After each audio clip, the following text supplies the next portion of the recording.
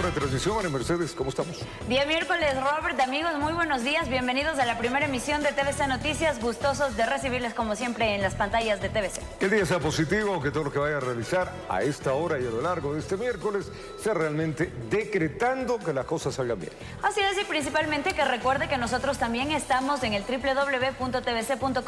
Si usted tiene que salir, sintonícenos allí en esta página web en su dispositivo móvil y siempre estaremos informándole de primera mano. Lo que está bien en Quito, salga abrigado, 6 grados centígrados. ¿Cuánto estamos? ¿6?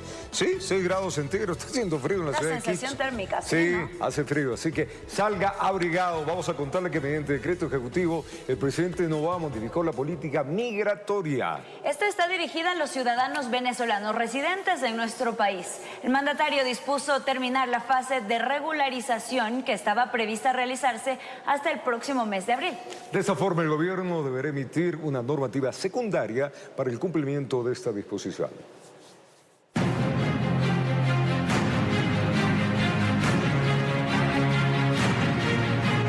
Mediante decreto ejecutivo número 560 emitido este 11 de marzo, el presidente Daniel Noboa decidió dar por terminado el estatuto migratorio firmado entre Ecuador y Venezuela, que entró en vigencia en 2011. El mismo permitía la regularización de ciudadanos de ese país. En agosto del año pasado, el primer mandatario estableció un plazo de 8 meses para que este proceso continúe. Sin embargo, tras la firma de este decreto, esta fase concluyó. En la comunidad venezolana residente en el país, existe expectativa tras esta decisión gubernamental. Esto nos da un golpe muy bajo, ya que para nosotros era una esperanza de poder cumplir a cabalidad este proceso hasta el mes de abril, que no comprendemos por qué hasta ahora que lo están derogando, y que definitivamente afecta a muchas familias binacionales, porque son padres o madres que pueden ser tanto venezolanos como ecuatorianos y por supuesto con hijos venezolanos y ecuatorianos. Para la aplicación de este documento deberá emitirse una normativa secundaria que permitirá conocer en detalle los efectos de este decreto. Hay personas que ya hicieron el trámite, o sea, que están esperando únicamente la adjudicación de la visa. Ese es un caso y están muy preocupados porque cumplieron con todos los requisitos que exigía Ecuador para el tema de la regularización. Hay otras personas que recibieron la visa y están para poder realizar el proceso de orden de cedulación para poder cedularse. ¿Ok? Y hay casos que tienen citas, como son los menores de edad, porque es semipresencial, tenían la cita adjudicada y no sabemos cómo van a quedar. Al dar por terminado el estatuto migratorio entre las dos naciones, la comunidad de migrantes venezolanos desconocen si esta normativa vaya a afectar la renovación de los diferentes tipos de visados. El tema de la documentación que se estaba aceptando, el tipo de documentación y por supuesto vemos que ni siquiera menciona el tema de la renovación de la visa. El documento menciona que durante las últimas semanas se han producido suspensiones y recortes de varias fuentes de financiamiento para los programas que apoyan al Ecuador en materia migratoria y algunos que financiaban el proceso de regularización de ciudadanos venezolanos. Informó Miguel Ángel Bedoya. Y la Corte Constitucional del Ecuador rechazó el proyecto de reforma constitucional propuesto por el presidente Daniel Noboa, el cual buscaba establecer la prisión preventiva inmediata para las personas procesadas por terrorismo y crimen organizado. Según el fallo, la propuesta vulneraría derechos garantizados en nuestra Constitución.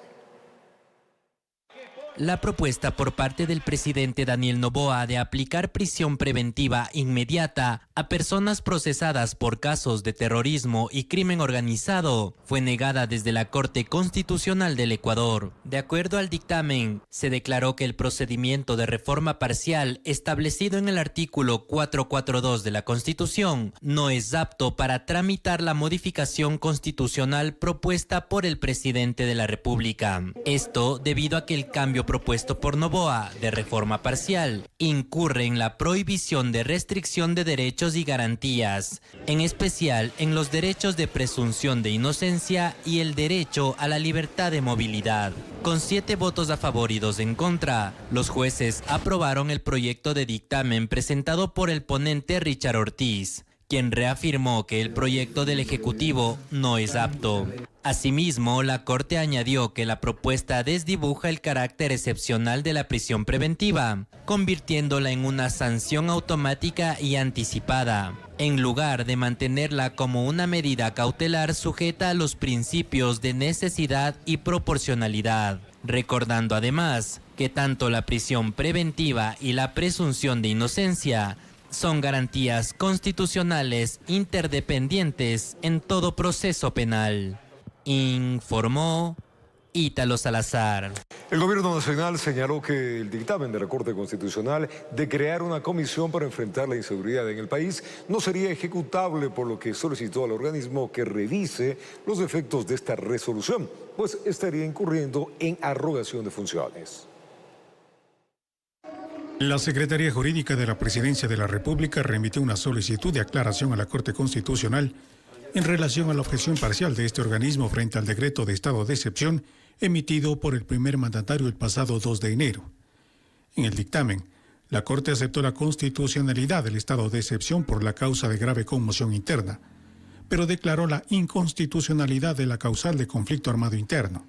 Para el constitucionalista André Benavides, lo que la Corte ha realizado es ejercer un control más estricto sin desconocer el contexto de seguridad por el que atraviesa el país. La Corte Constitucional no desconoce la situación grave, crítica que está viviendo nuestro país. No obstante, la magistratura ha indicado que los estados de excepción no se pueden ordinarizar. Por su parte, el constitucionalista Javier Palacios señala que la Corte ha realizado una adecuada interpretación de la Carta Magna. Es verdad lo que dice la Corte, el país ha vivido en una constante de estados de excepción, pero eso es un problema social y no un problema jurídico. Mientras el estado de excepción se encasille en las causales constitucionales, la Corte así debe declararlo. Si la Corte tiene reproches sobre las causales, no debe declarar la constitucionalidad del estado de excepción. En el dictamen, la Corte determinó la creación de una comisión conformada por diferentes entidades del Estado para superar los problemas vinculados al crimen organizado y de esta manera evitar que se utilice el mecanismo del estado de excepción. En el documento remitido por el gobierno, se señala que la Corte estaría incurriendo en una intromisión de funciones al arrogarse facultades que no le competen. Hace bien en señalarle a la Corte que además está invadiendo una competencia propia del Ejecutivo. Es una competencia privativa del presidente de la República el determinar de seguridad, la política criminal en el país. Eso es propio del Ejecutivo. No veo desde ningún punto de vista que la Corte Constitucional se esté arrogando funciones, se esté entrometiendo, más bien está articulando con las diferentes instituciones del Estado para justamente evaluar si es que con las medidas ordinarias que no corresponden a un estado de excepción se pudo o no contrarrestar todo lo que ha avanzado la criminalidad en nuestro país. Con este antecedente, el gobierno puso en conocimiento de la Corte la inejecutabilidad parcial de este dictamen, por lo que solicitó la modulación de los efectos de esta decisión, informó Miguel Ángel Bedoya. Carmen Corral, Daniela Salazar y Enrique Herrería son los jueces que mediante sorteo público se resolvió tienen que dejar la Corte Constitucional. Esto ocurre como parte de la renovación parcial de este organismo. Ahora depende de la Asamblea Nacional posesionar a los ganadores del concurso público, que serán quienes los reemplazarán. Un notario dio fe de la transparencia cómo se desarrolló el sorteo público. En papeles blancos fueron los propios 6 jueces de 9 de la Corte Constitucional, quienes plasmaron su nombre y rúbrica para ser introducidos en una pecera de cristal. Ali Lozada, actual presidente, quien también definía su suerte, fue el encargado de revelar quiénes tenían que salir. La primera fue Carmen Corral, actual vicepresidenta, luego Daniela Salazar y finalmente Enrique Herrería. Son 3 personas que han contribuido con lo mejor de su conocimiento, con lo mejor de su talento, con lo mejor de su ética. Nosotros, los que nos quedamos, podemos decir que con ellos y de ellos hemos aprendido muchísimo. En su reemplazo llegan Claudia Salgado, José Luis Terán y Jorge Benavides, ganadores del concurso para la renovación parcial de la Corte. Esta Corte está esforzado porque tengamos en la mayor medida posible decisiones de consenso. Pero también en ocasiones hemos tenido que tener decisiones por mayoría. El valor no está en el número de votos que conquista una determinada decisión. El valor está en que la totalidad de los miembros de esta Corte hayan tomado sus decisiones y hayan elaborado sus argumentaciones partiendo exclusivamente de las razones que el derecho da. Eso es una Corte independiente. Lanzada la suerte, los resultados son notificados a la Asamblea Nacional para la correspondiente posesión de los nuevos magistrados y así puedan asumir funciones. El tiempo que demore esa posesión, naturalmente esperamos y debería ser corto. La Corte de momento sigue funcionando con los actuales jueces en espera de que se produzca esa posesión y la renovación sea ordenada y le garantice al país la continuidad institucional que se merece. Coincidencia o no, pero los tres seleccionados a abandonar la institución estuvieron sentados juntos, informó Héctor Romero. Vamos a pausa y al retornar, mucha atención, el Código de la Democracia exime de multas a quienes no pueden votar por fuerza mayor. Ya contamos esto y más, ya venimos. Estamos de regreso con las noticias. Gracias, amigos, por su sintonía. Les contamos la posibilidad de que no paguen multa económica a aquellas personas que no pueden sufragar en la segunda vuelta electoral por cuestiones de fuerza mayor, tales como daños materiales por mal clima. Lo contempla el Código de la Democracia, pero tome en cuenta ciertas excepciones para que no sea sancionado. Desde el Ejecutivo surgió la posibilidad de que las personas que no puedan sufragar el próximo 13 de abril en la segunda vuelta electoral y que sea por cuestiones de fuerza mayor como afectaciones por las fuertes lluvias no tengan que pagar multa, algo que sí lo contempla el artículo 292 del Código de la Democracia, pero señala que sea el día mismo del proceso u 8 días antes. Bien puede la autoridad electoral, en estos casos de catástrofe natural, de inundaciones, de impacto de la fuerza de la naturaleza, bien podría emitir un justificativo general, una resolución general para aquellas circunscripciones afectadas, para que no se les impute, en el caso de que no puedan llegar a las elecciones, no se les impute la multa. Al faltar casi un mes para el balotaje, Carlos Aguinaga, ex vocal del entonces Tribunal Supremo Electoral TSE, cree que deberá realizarse un examen exhaustivo con los afectados en la actualidad. Bueno, estamos cerca de la elección, pero la norma dice 8 días antes. Eso habrá que ver si esta afectación grave que tienen los ciudadanos persiste o no persiste, ¿no es cierto? Puede ser que ya hayan reparado los accesos o accesos alternativos para que la ciudadanía se movilice, ¿no? y pueda ejercer su derecho al sufragio. Medardo Leas, expresidente del TSE, se inclina más bien por tratar de incentivar el voto. Una participación responsable, cívica, para que ejerzan con libertad el derecho al voto, dando el mismo al candidato su preferencia. Más para Oleas, la responsabilidad directa de dar facilidades al elector la tiene el Consejo Nacional Electoral CNE. Establezca un plan de contingencia a efectos de ubicar adecuadamente los recintos electorales en los sitios que faciliten el acceso de los ciudadanos y el trabajo de los miembros de la Junta Receptora de Voto. Desde el máximo organismo electoral todavía no ha existido pronunciamiento alguno, informó Héctor Romero. Un mes de concluir el periodo de Diana Salazar como fiscal general del Estado, el concurso para la selección de su reemplazo continúa estancado en el Consejo de Participación. La veeduría ciudadana de este proceso cree que es inminente la prórroga en funciones a Salazar. Por ello exige a los vocales del Consejo de Participación a cumplir con los plazos y garantizar la transparencia del concurso. La fiscal general del Estado, Diana Salazar, camina directo hacia una inminente prórroga en sus funciones. Esto debido a que el Consejo de Participación Ciudadana y Control Social aún no culmina el concurso para designar a su reemplazo. Por ahora este proceso se encuentra en pañales, pues apenas se ha conformado la veeduría ciudadana que vigilará la idoneidad del proceso.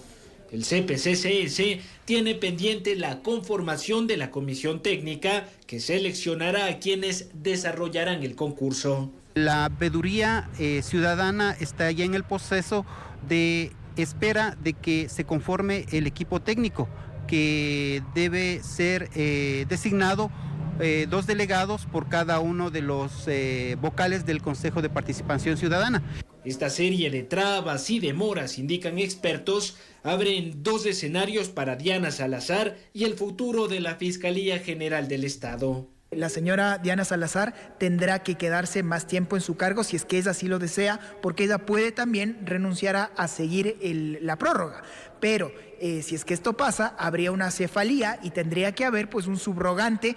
La Comisión Nacional Anticorrupción lamenta que este proceso se encuentre estancado por intereses políticos y varios de sus miembros señalan que tanto la prórroga como la subrogación de funciones afectan la institucionalidad del Estado. Las prórrogas no gozan de buena salud porque son el factor mediante el cual se mantiene a una autoridad de manera irregular finalmente. Vamos a tener una nueva elección hasta que se posesionen las nuevas autoridades y hasta que se reconfiguren las fuerzas al interior del Consejo de Participación Ciudadana. Estamos hablando de una ampliación que puede durar mucho tiempo.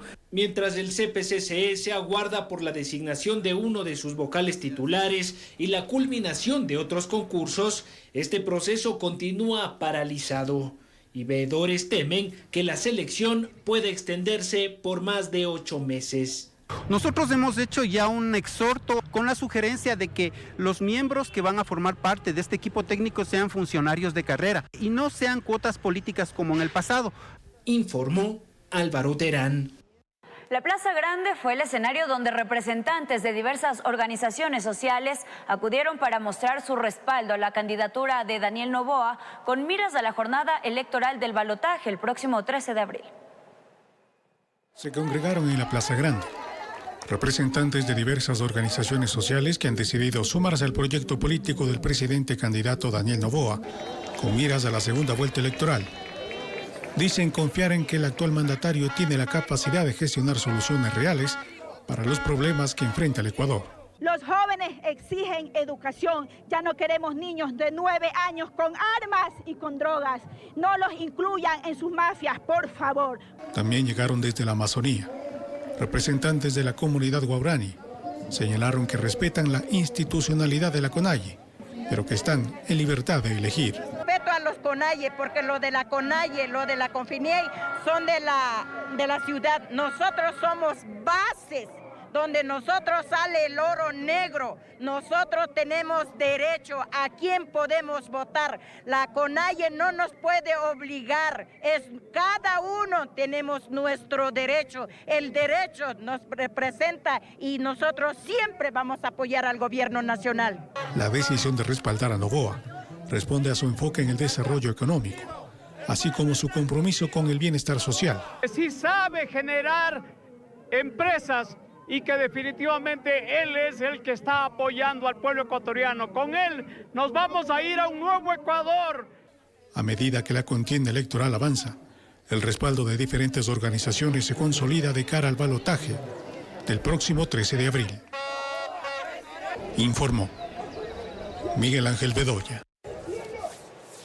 La Corporación Financiera Nacional, anunció los detalles de la subasta de bienes. Esta se va a cabo este 28 de marzo del 2025 y en total, escuchen bien, se va a ofertar 36 propiedades, incluyendo terrenos, esto en la provincia de Santa Elena y Guayas, así como Manabí, locales comerciales y oficinas en Pichincha. ¿Interesado en participar en este proceso? Bueno, preste atención. 36 bienes entre terrenos, construcciones, locales comerciales y obras de arte serán subastados por parte de la Corporación Financiera Nacional a finales del mes de marzo del 2025. Tras la aprobación de enajenación de bienes mediante el procedimiento de subasta pública en sobre cerrado, se confirmó que 7 bienes inmuebles y 29 obras de arte ubicados en provincias como Pichincha, Guayas, Manabí y Santa Elena pueden ser adquiridos por los interesados. Para poder participar, usted deberá ingresar a la página www.cfn.fin.es/subastas y comunicarse con los números de contacto de Quito o Guayaquil según corresponda. Además, será necesario descargar y completar los formularios requeridos, los cuales deberán ser entregados de forma física en las oficinas de Quito o Guayaquil. De acuerdo al cronograma de la CFN, desde el 14 al 23 de marzo se realizarán las visitas a los bienes, que es un paso importante dentro de la subasta, mientras que las ofertas serán del 18 al 24 de marzo para Quito y hasta el 25 de marzo para Guayaquil. Finalmente, las aperturas de los sobres se realizarán el 28 de marzo del 2025 a partir de las 10 de la mañana, donde se darán a conocer los resultados de las ofertas ganadoras. Informó Ítalo Salazar.